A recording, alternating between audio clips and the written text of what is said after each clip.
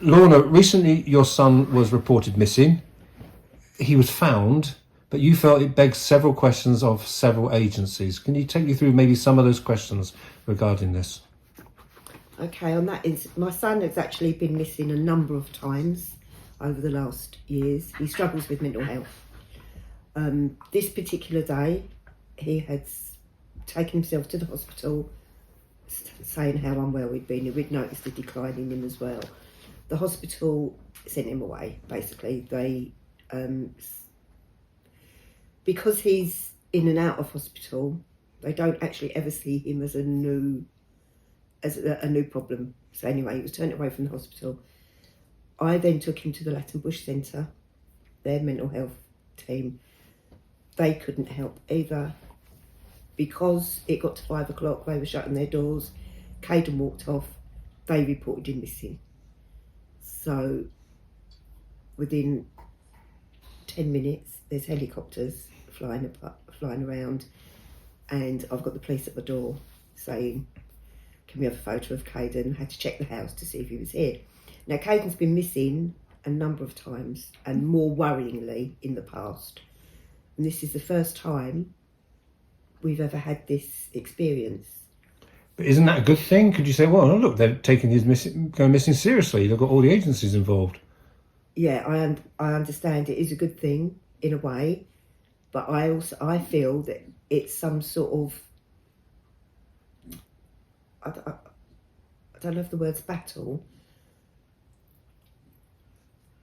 There's a gap between mental health and the police, and I feel that the police are picking up the slack for the mental health, but so now they're highlighting it through social media each time, but it's at a cost. So how many times would you say roughly that Caden's been missing over the last few years?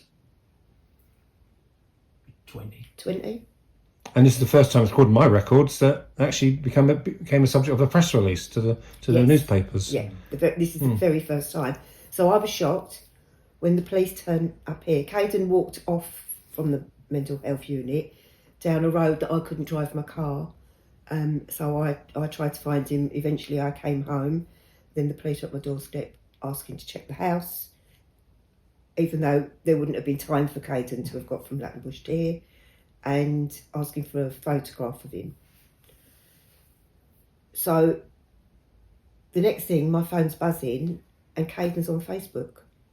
And I'm like, what on earth's going on?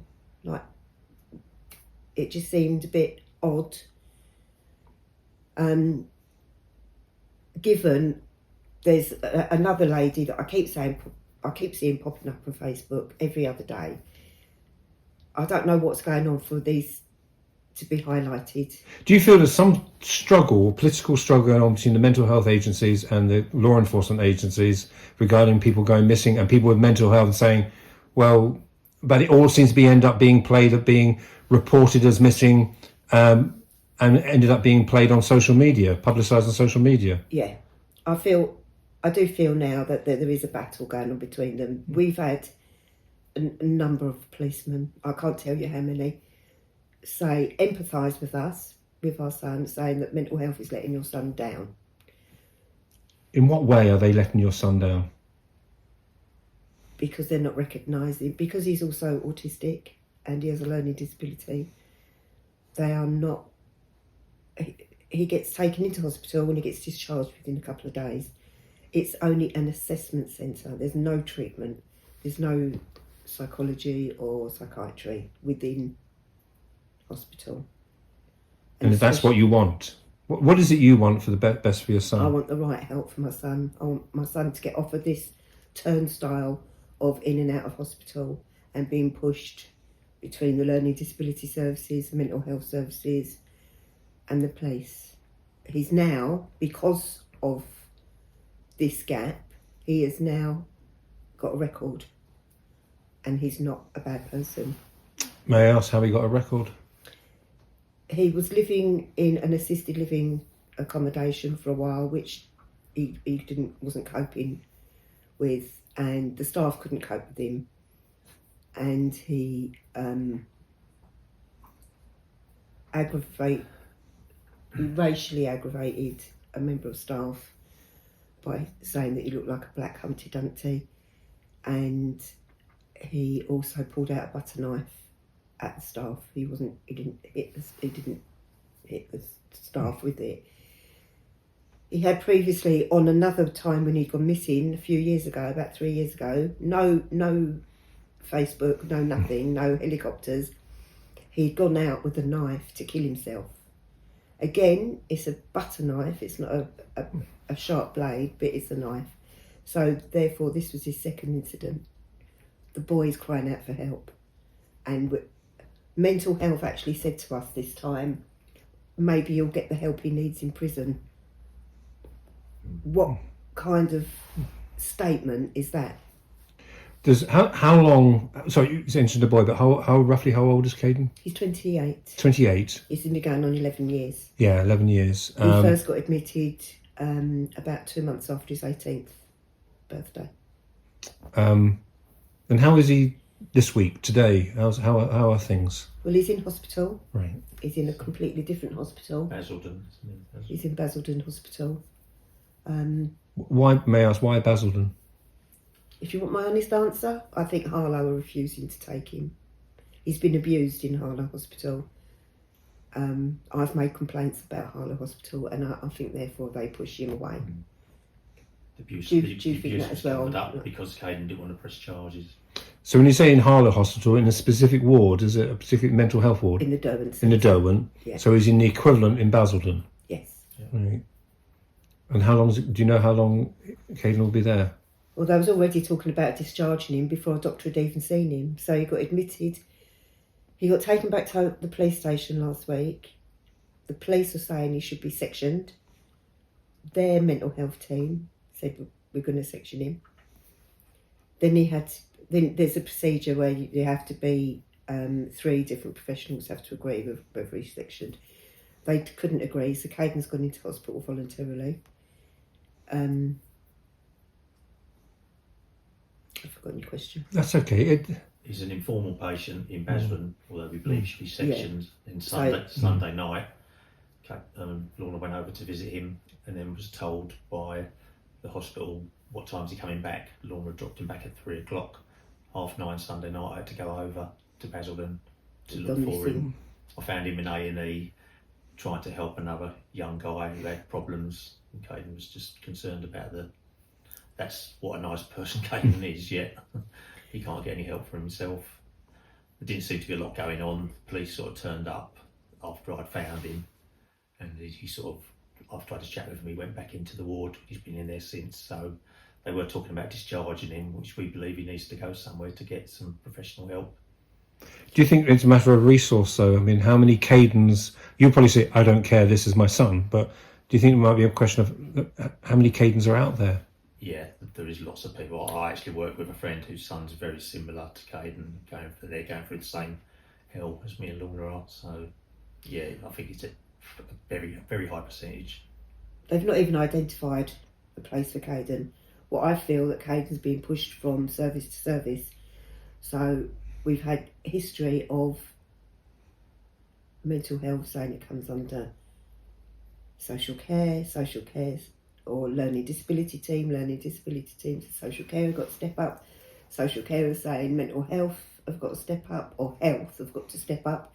So they're grasping the two, learning disability and mental health together. And they're all arguing the toss. And we could use lots of similes and metaphors like tug of war, revolving doors, etc. But it's not help. You feel this is not helping Caden. It's not helping Caden because now he's got a criminal record. Now he's been in prison on bail. It's not helping.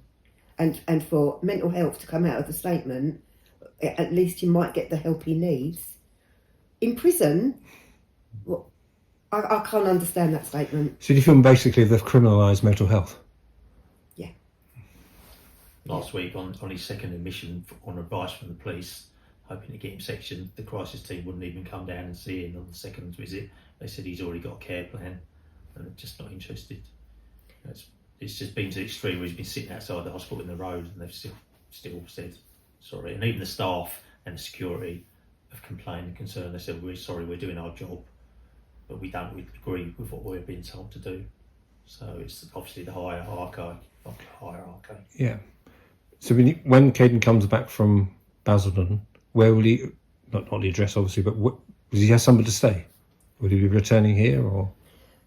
His assisted living placement fell through because they couldn't support him. Again, that's a whole new story for another day. Yeah. So his bail conditions are that he comes back to my address. I'm a bit stronger now, but I don't think I'm well enough. No. Yeah, we love our son to death, but he won't even stay in the house. For what we can do apart from say chaining If up. he runs away, I can't chase He just him. keeps No. running away. He needs to be in somewhere. So in conclusion, you feel that I can go to different agencies and ask questions, and go to the health, NHS, whatever aspects of the NHS, and the key questions are, what are those key questions again? Just to conclude. So the key question, the main thing is, why do these services not work together and push people like Caden around? We've had them all say to us, he's a square peg in a round hole, he's fallen through the gaps. That's not good enough, because falling through the gaps could lead to anything. We keep getting told he's got the capacity to make all these decisions, but when he's struggling, he hasn't got any capacity whatsoever. But that's where it falls down. Then looking at the whole picture, when he's calm and everything, you think, oh, he's all right, he can make his own decisions, but he can't. This has been going on for years now. It's worn us down as a family. We've been told in the past, it's down to funding, blah blah blah. But if you was to add up the fact that they keep pushing him around, the amount of funding. I mean, I've had more policemen and more ambulance workers, paramedics, in my house than I have had family since moving here, and that's 11 years ago. So that's okay because it's coming out of the police budget. That's okay. It's coming out of the mental health budget. It costs so much. It's cost the government, the whole country, a hell of a lot more by ignoring or letting people like Caden fall through the gaps.